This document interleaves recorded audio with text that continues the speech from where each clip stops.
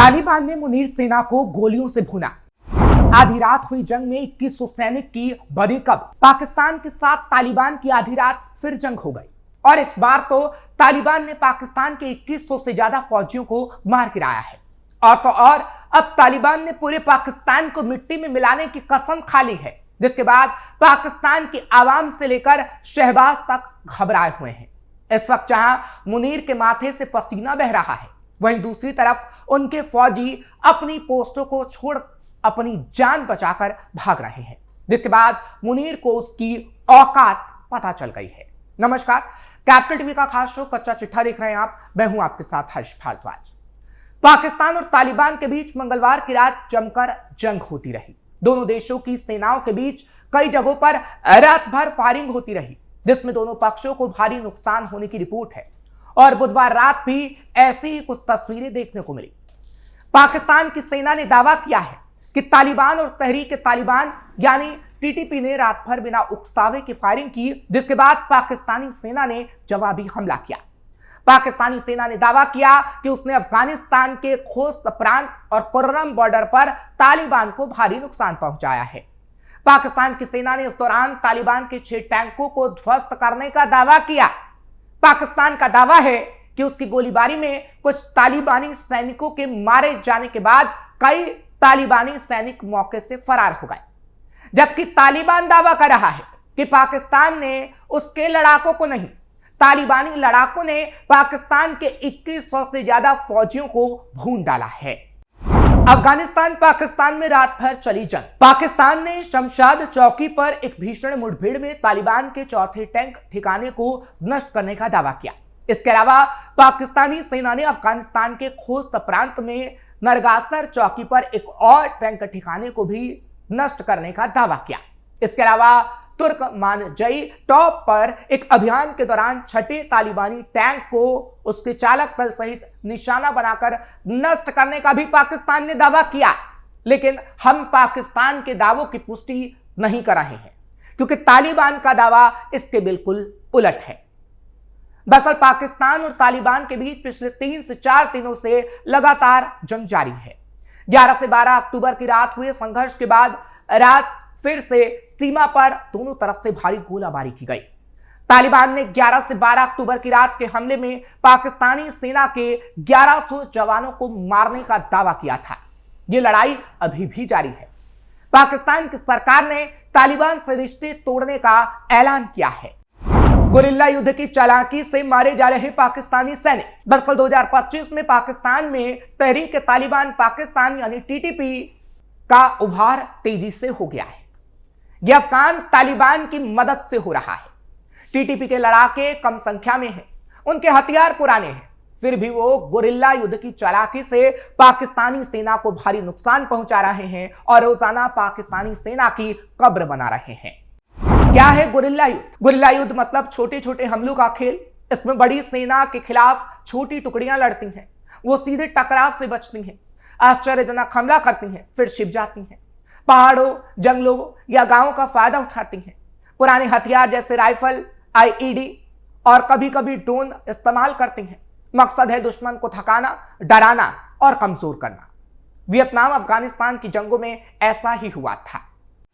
TTP के लड़ाके कैसे लड़ रहे हैं? टीटीपी के पास 8000 से ज्यादा लड़ाके हैं, लेकिन पाकिस्तानी सेना लाखों में है, फिर भी वो चालाकी से जीत रहे हैं।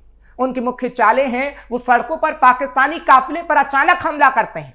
8 अक्टूबर 2025 को दक्षिण वजीरिस्तान में ऐसे ही हमले में 11 पाकिस्तानी सैनिक मारे गए, जिसमें 2 अफसर थे।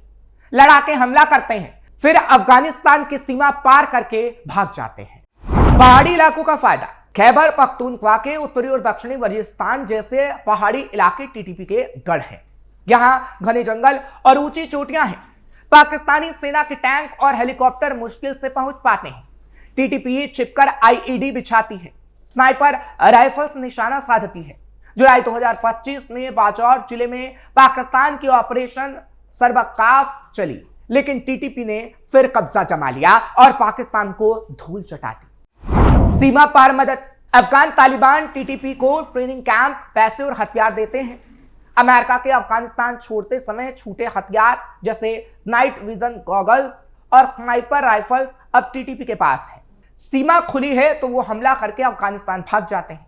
सितंबर 2025 में सीमा पर छापेमारी में 119 पाकिस्तानी सैनिक मारे गए थे। लोकल लोगों का साथ। टीटीपी पश्तून समुदाय की नाराजगी का फायदा उठाता है।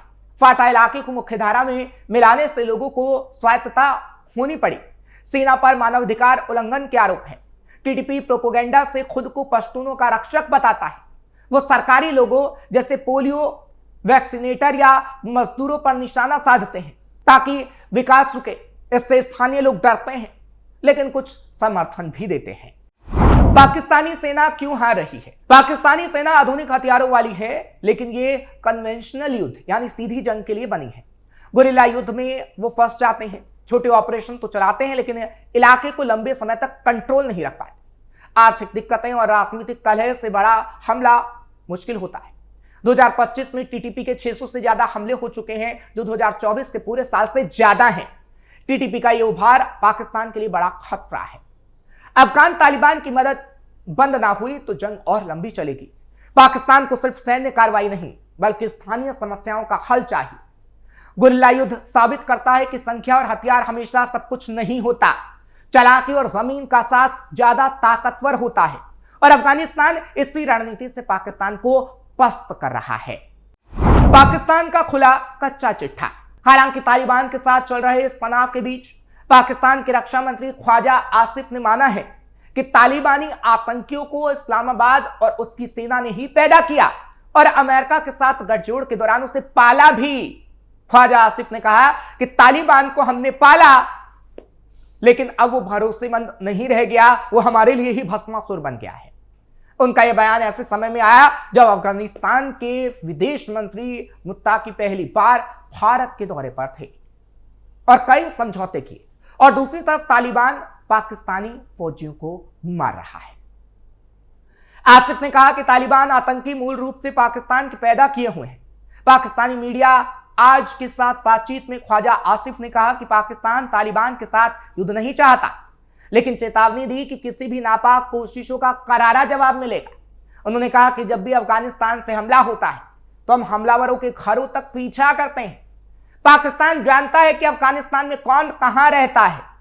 आसिफ ने कहा कि पाकिस्तान कभी भी खुद को अस्थिरता में नहीं जाने देगा और अपनी सीमाओं की सुरक्षा करने का फैसला किया है, लेकिन लगता नहीं है कि मुनीर और ख्वाजा आसिफ अपनी सेना की सुरक्षा कर पा रहे हैं। तालिबान कर रहा अल-कायदा की मदद। पाकिस्तानी रक्षा मंत्री ने कहा कि सऊदी अरब और कतर जैसे देश काबुल और इस्लामाबाद के तनाव को कम कर सकते हैं।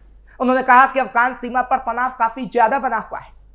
आरोप लगाया कि तालिबान आईएस, अल-कायदा और टीटीपी को पाल रहा है। ये सभी गुट काबुल की छत्रछाया में काम करते हैं। आसिफ ने कहा कि टीटीपी का सरगना चांद पर नहीं रह रहा था और उसे अफगान सीमा के अंदर निशाना बनाया गया। पाकिस्तानी रक्षा मंत्री ने यह बयान ऐसे समय में दिया जब दोनों ही ओर से बंदूकें गरज रही हैं, जिससे साफ समझा जा सकता है कि पाकिस्तान के रक्षा मंत्री हों या आसिम मुनीर, तालिबान के हमले से वो काफी घबराए हुए हैं, डरे हुए हैं। पाकिस्तान को लगा एक और झटका। हालांकि एक तरफ तालिबान पाकिस्तान को झटके पर झटका दे रहा है, जिससे वो अपना दुश्मन मानता है, लेकिन पाकिस्तान के दोस्त ने भी उसे इस मामले में धोखा देने का काम कर दिया है, जिसके बाद मुनीर के माथे से पसीना टपक रहा है और माथा पीटने के अलावा मुनीर के पास कोई काम नहीं रह गया। दरअसल चीन ने हैरान करते हुए अफगानिस्तान का समर्थन कर दिया है, जो पाकिस्तान के लिए बहुत बड़ा झटका है। चीन ने साफ शब्दों में कहा है कि वो अफगानिस्तान की संप्रभुता का समर्थन करता है, यानी अफगानिस्तान पर हमला कर पाकिस्तान बुरी तरह फंस गया। चीन का तालिबान के पक्ष में बोलना शहबाज शरीफ की सरकार और मौलाना आसिम मुनीर के लिए तगड़ा झटका है। पाकिस्तान से तनाव के बीच अफगान विदेश मंत्रालय में वित्त और प्रशासन उपमंत्री मोहम्मद नईम ने चीन के राजदूत झाओ जिंग के साथ बैठक की। इस दौरान अफगान विदेश मंत्रालय ने चीन के सामने पाकिस्तान के हमले की बात को उठाया। तालिबान ने चीन से साफ शब्दों में कहा कि काबुल पर पाकिस्तान का हमला मौलिक मानवीय, इस्लामी और पड़ोसी मूल्यों का उल्लंघन है। अफगान मीडिया ने कहा कि बातचीत के दौरान चीन के राजदूत झाओ जिंग ने इस्लामिक अमीरात अफगानिस्तान के पाकिस्तान पर जवाबी कार्रवाई के सैद्धांतिक रुख की सराहना की है। पाकिस्तान चारों ओर से फंसा। अभी कहा जा सकता है कि पाकिस्तान चारों ओर से फंस गया है, क्योंकि एक तरफ तालिबान उसे सबक सिखाने का काम कर रहा है, तो दूसरी तरफ पाकिस्तान का गहरा दोस्त चीन भी अब अफगानिस्तान के समर्थन में आ गया है। तीसरी तरफ हमने देखा कि कैसे भारत ने ऑपरेशन सिंदूर चला के पाकिस्तान को तगड़ा सबक सिखाया, जिससे लग रहा है कि अब आगे आने वाले समय में पाकिस्तान का कहीं दुनिया से नक्शा ना मिट जाए, क्योंकि पाकिस्तान के अगर यही हालात रहे तो पाकिस्तान नक्शे पर ढूंढने पर भी कहीं नजर नहीं आएगा। फिलहाल कच्चा चिट्ठा में आज के लिए बस इतना ही। कल फिर आपके सामने हाजिर होंगे। खबर कैसी लगी कमेंट सेक्शन में जरूर बताएं। खबर को लाइक शेयर करें। कैपिटल टीवी को सब्सक्राइब करना मत भूलिएगा। मुझे इजाजत दीजिए। नमस्कार।